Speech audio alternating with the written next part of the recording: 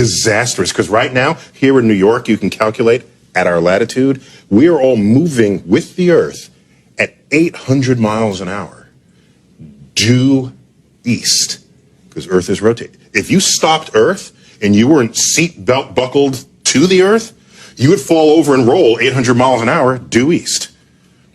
It would kill everyone on Earth. People would be flying out of windows, and that would just be a bad day on Earth.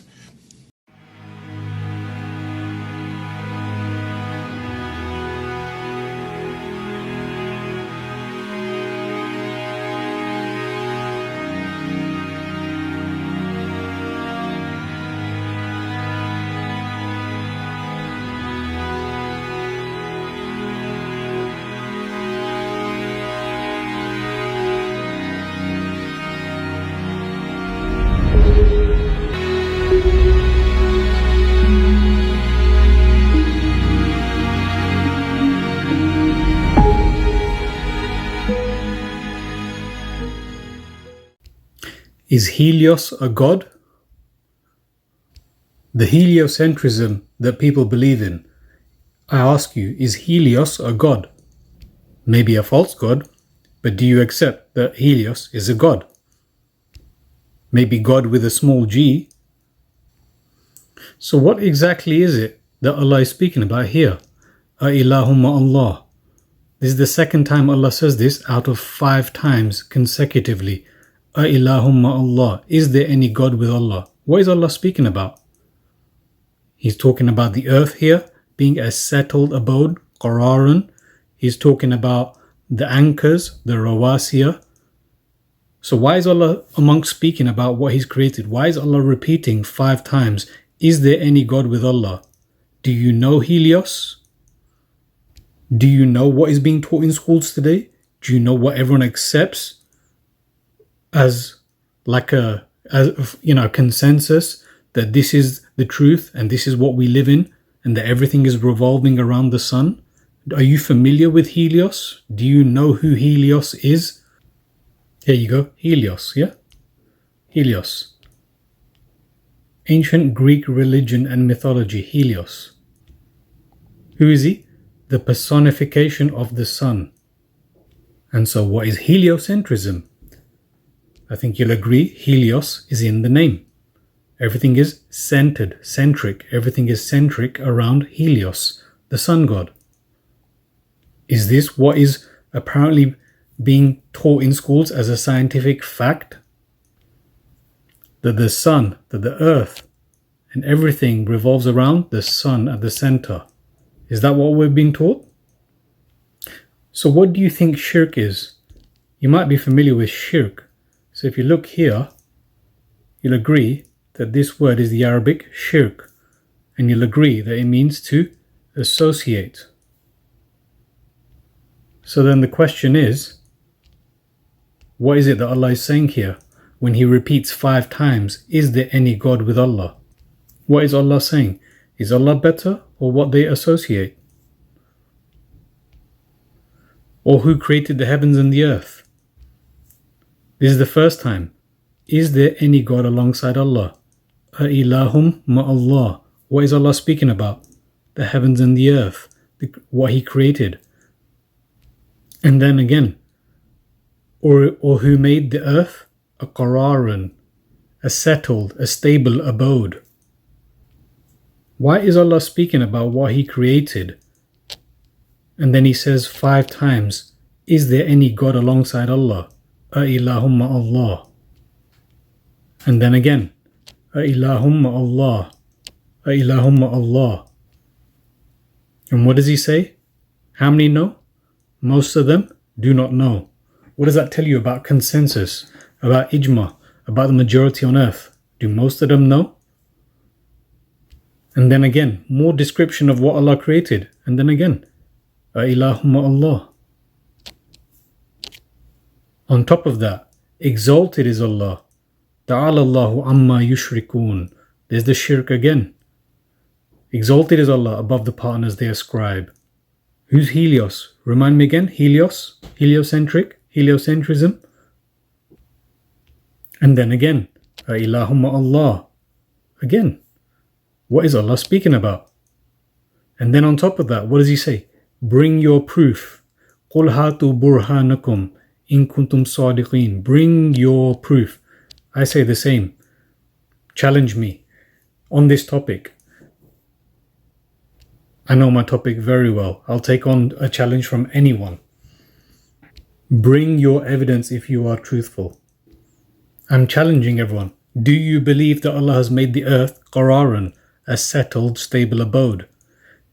What do you think these rawasi are there for? To keep things from moving. What do you think, that we live on a spinning ball? Do you really believe things that come from this false religion of scientism? Do you believe this false concept of relativity to explain how they invert everything that Allah has created?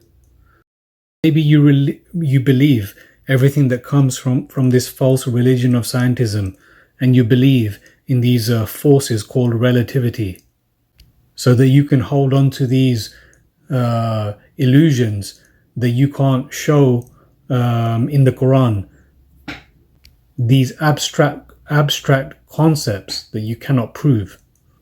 So you believe in the ball, you believe in the sphere, spinning ball, whatever you want to call it, and you use this verse to support that. I ask you, where is the ball? Where is the sphere?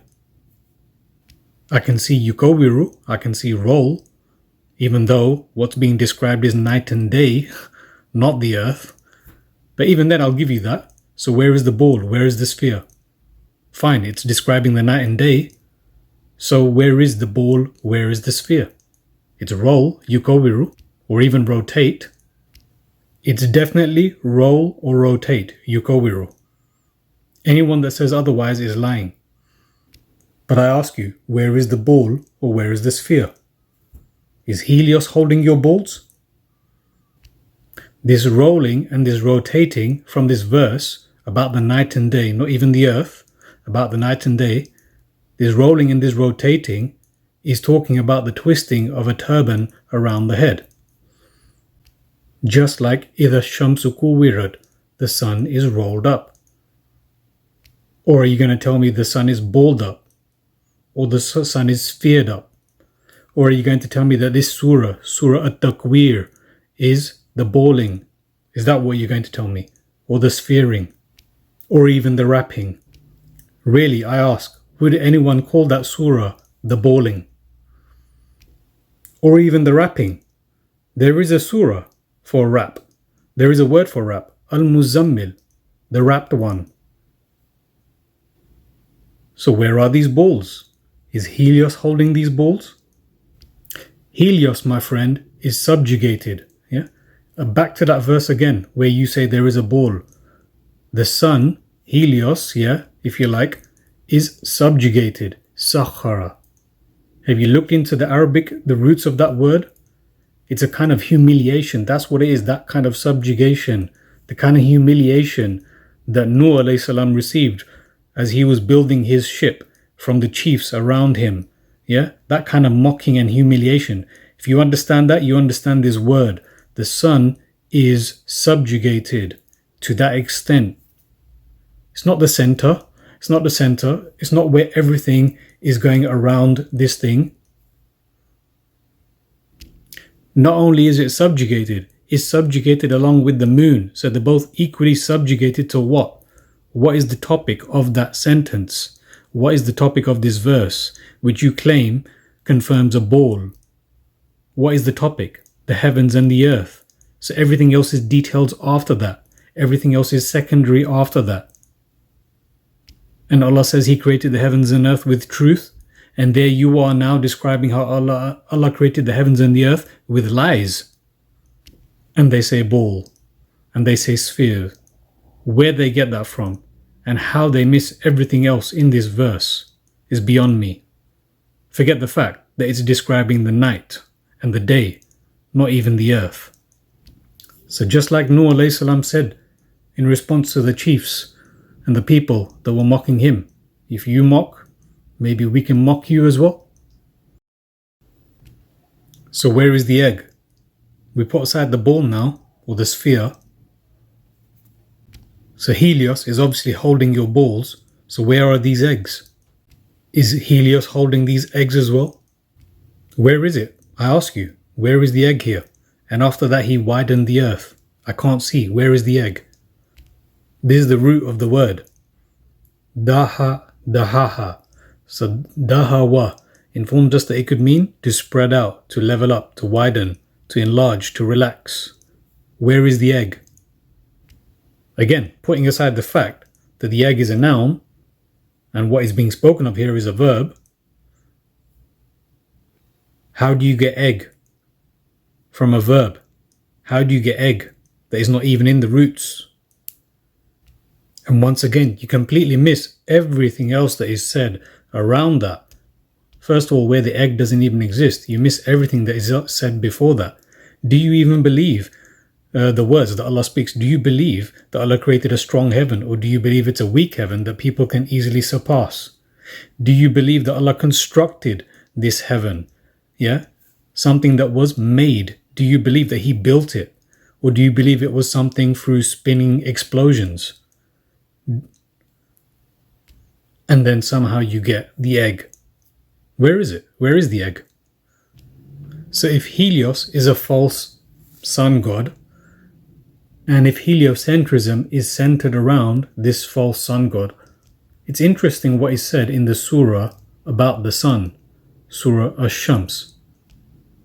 Allah speaks about the sun, He speaks about the moon, He speaks about day, He speaks about night, and the heaven, how He built it. Yeah, it didn't come about through spinning explosions, random events. And then He speaks about the earth, how He widened it. This word spread is used for several different Arabic words when obviously Allah is saying something different each time, not spread on all of these words. In this case, and the earth, and He who widened it. But interestingly, after describing all of these things that Allah created, sun, moon, day, night, heaven, earth, what comes next? Our soul, and how He gave it the instinct to be able to discern between what is good for the soul and what is bad for the soul. And successful is he who purifies it. How can we be successful in purifying our soul? How can we fail by corrupting our soul? Is it possible that allowing this sun god into our life, consciously, subconsciously, through education, through movie indoctrination, through whatever it is it possible that our soul could be corrupted by believing, not believing, even not caring, that people somewhat believe?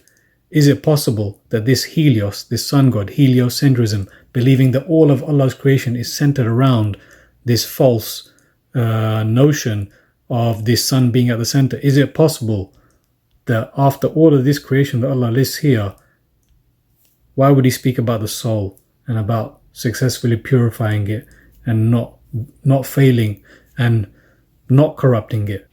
Is it possible that we are guilty of corrupting our own souls through this, and we are guilty of allowing others to corrupt their souls through this?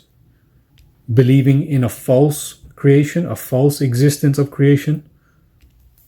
So you say the earth is a ball, but yet I can't find it in the very verse that you say that Allah says that the earth is a ball.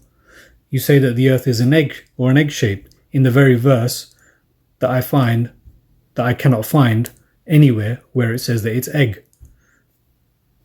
So what happens if I point to you where one word is very clearly translated as leveled? Do you accept that? Or do you continue down this path where you make up things that Allah apparently says in the Quran when Allah doesn't say that in the Quran, and when Allah clearly says something in the Quran, you say that that's not what this means? Is that the path that you take? And at the mountains, how they are established, and at the earth, how it is leveled out. Sutihat. You think this word does not mean level?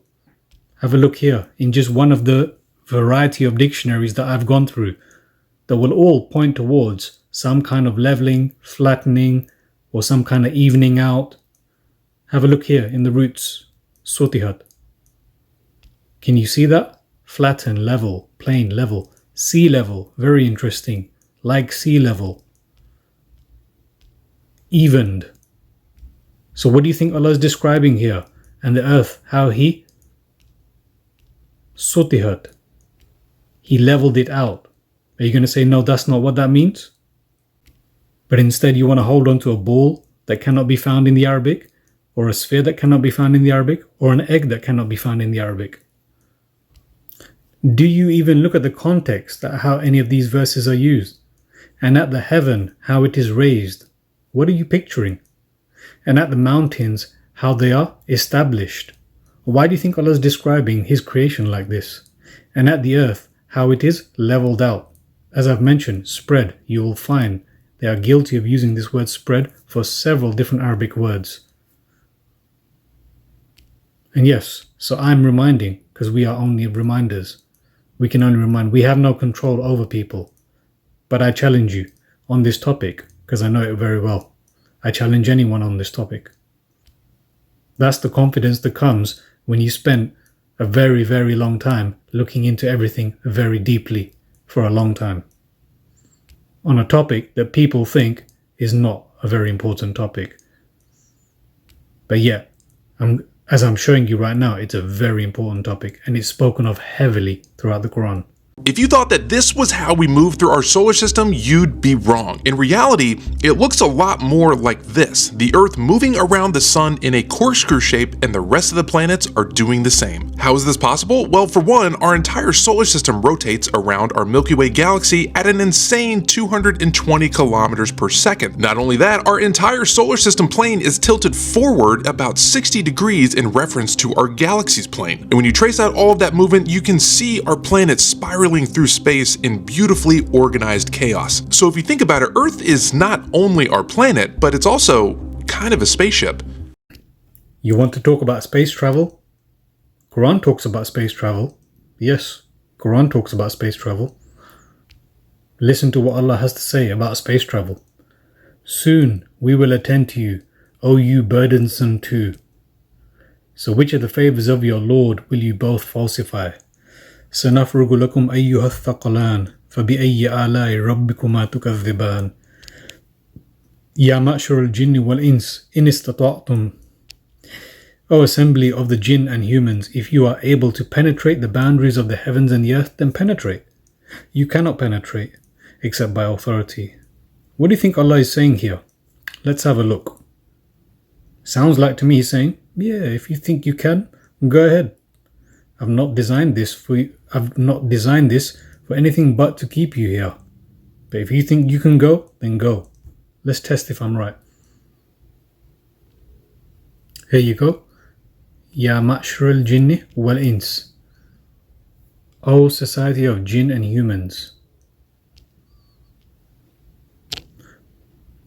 This is mentioned only twice in the Quran. This exact phrase, Ya ma'shar al-jinni wal-ins. This is one of them. We will come to the other one in a minute. O society of jinn and humans, if you can penetrate beyond the realms of the heavens and the earth, then go ahead and penetrate. But you cannot penetrate except with authorization. So which of the Lord's favors will you falsify? You will be bombarded with flares of fire and brass, and you will not succeed. If you know about Operation Fishbowl, that's what comes to mind. If you don't know Operation Fishbowl, have a look in the description box. The links are there. You will find it on my Telegram channel as well. Operation Fishbowl. We've spoken about this. They've been trying for a long time. They cannot go anywhere. They've been trying to get beyond that roof above us. They cannot go. Who's they? Ya ma'shar al-jinni wal-ins. Society of jinn and ins. What? There's a society of jinn and ins? Sounds like a conspiracy to me. So who is this society? Are they secret? Let's have a look. Here you go, another time. Ya ma'shar al-jinni. That's not the second time I was speaking of, that's coming soon. O assembly of jinn. What is it that they're guilty of? On the day, yeah? When he gathers them together, O assembly of jinn, you have exploited multitudes of humans. yeah, that benefited from one another, profited from one another, yes? Who are these people who are exploiting us? Us, masses, and them, few in number. Let's read on a little bit. Thus we make some wrongdoers zalim, befriend one another. What do? What do these jinn do? They make the zalim, the oppressors, the wrongdoers, befriend one another. They're all in it together, this small number of secret societies, yeah? They're all working with these jinn, or these jinn are making them work, more like it. And then, if we read on a bit more, comes the only time that phrase is used again. When Allah says, if you think you can go beyond, past the heavens and the earth, then pass. You will not pass. And this is the second time Allah addresses them in the same way. Ya ma'shar al-jinni wal-ins, O assembly of humans and jinn. Their time is coming. They are all about the dunya, exploiting masses of us, them few in number, secret societies, working together, the jinn and the humans, against Allah, trying to go up there, making us believe that they actually have gone beyond there, trying to remove our souls from the connection to Allah, from the connection to the Quran, from the connection to believing even in a creator. So how do they profit from us? Let's have a look. Look at what they say. And some individual humans used to seek power through some individual jinn. Look, individual humans used to seek power through some individual jinn. And we thought that humans and jinn would never speak lies about Allah. I recommend looking at Surah Jinn, Surah 72. And they thought as you thought, that Allah would resurrect no one. And this is the interesting bit. And we sought to touch the heaven. This bit, lamasna. They sought to touch the heaven, and we found it filled with fierce guards and projectiles. This is what happens. There is no going into the heavens. There is no going beyond this barrier up there. Yeah? Allah's put guards there. Things will be thrown back at them. Everything else is just illusions on our screens. And what do they say? And we used to take up positions to listen in the heavens, but whoever listens now finds a flare lying in wait for him. This secret society against Allah are like disobedient children, yeah, trying to do the opposite of what it is that they're told clearly to do by the creator of the heavens and the earth. Because their leader, their commander-in-chief, is the rebeller, in rebellion, the ultimate rebellion. So now think, what do you think that means after all of this? O assembly of the jinn and humans, if you are able to penetrate beyond the boundaries of the heavens and the earth, then penetrate. But you cannot penetrate. What do you think this means? And what do you think this means? And do not walk upon the earth showing superiority. Indeed, you will never pierce the earth. Taqriqa. Look at the Arabic word. Taqriqa. You will never pierce the earth. They will not be able to reach the end of the earth, nor even tear a hole in it. Who's they? This secret society of jinn and ins, Ya ma'shar al-jinni wal-ins, who are exploiting multitudes of humans, who Allah refers to multiple times, repeatedly, identically repeatedly. Al-Mukaththibeen, in two different surahs, the falsifiers, yeah? Al-Mukaththibeen. فَبِأَيِّ آلَاءِ رَبِّكُمَا تُكَذِّبَانِ 31 times. Who is Allah speaking of? وَيْلُ يَوْمَئِذٍ لِلْمُكَذِّبِينَ 10 times. Who is Allah speaking of? These falsifiers, the secret societies, Ya ma'shar al-jinni wal-ins, that are exploiting most of us. Explains everything what's going on today. Yes, this Quran has the truth about everything. It will explain everything to you today. It is completely relevant for us today. وَيْلُ يَوْمَئِذٍ لِلْمُكَذِّبِينَ Woe that day to the falsifiers. أَلَمْ نَجْعَلِ الْأَرْضَ كِفَاتًا Have we not made the earth an enclosure? You can take container, receptacle, it doesn't really matter. It's all the same thing. But enclosure encapsulates the true meaning of kifata. But more important than what word you choose to translate kifata as, what is Allah actually saying here to these people? to these falsifiers? Have we not made the earth an enclosure for the living and the dead? There is no escaping. They're trying to go against Allah. They're trying to escape. They're trying to find another way. They're trying to find another way out, another way to live on forever. Whatever it is that they're seeking, it's all in opposition to Allah. What is Allah saying? Have we not made the earth an enclosure for the living and the dead? So what does that mean? If you believe that they're going out there into space and someone dies in space, that nullifies this. Have we not made the earth an enclosure for living and dead? You believe that someone's gone in a spaceship and out there, and if they die, then that's an exception to this. Astaghfirullah. Have we not made the earth an enclosure? Who is Allah addressing here? For the living and the dead. These people are the falsifiers of all of the gifts and the great things that Allah has given to us. Look what comes after. And we placed therein rawasiya, anchors. And we gave to you to drink sweet water. Woe that day to the falsifiers. A calamitous day. It's time to wake up. It's time to wake up. This earth has been created as an enclosure, one with boundaries that are impenetrable. It appears that we are being told that this earth is here to collect all the living and the dead. There appears to be no escaping this fact, no escaping death. All our souls will be collected, with no exception. Not even the CGI illusions of space travel, spells that are being casted on the black scrying mirrors that are in hands of both the rich and the poor today. It makes one wonder, why do the poor easily get access, so easily? Why do the poor so easily get access to these smartphones, but not the bare necessities of life? So much is missing from everyone's life that everyone needs, that everyone desperately needs, but yet they have these expensive smartphones. Why do you think that is? Break free from the mind control. It's time to wake up and realize what's being taught in schools, what's being even accepted within the mosques, churches, whatever you want to call it.